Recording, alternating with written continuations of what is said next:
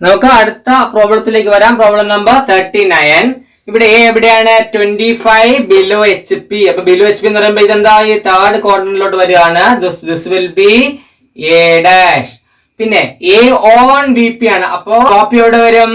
A എവിടെ വരും? X Y ലൈനിൽ വരും.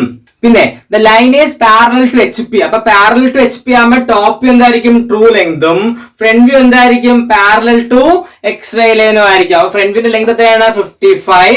അപ്പൊ അത് parallel to X Y line ആണ്. അപ്പൊ ഞാൻ ഇത് പാരലൽ ആയിട്ട് വരച്ചു. And this is B dash. ഇത് എത്ര ലെങ്ത് ആണ്? 55. ഇനി ഫ്രണ്ട് വ്യൂവും ടോപ്പ് വ്യൂ എന്താണ്? ഒരേ പാരലൽസിനകത്തായിരിക്കും. നമ്മുടെ ടോപ്പ് വ്യൂ എന്താണ്?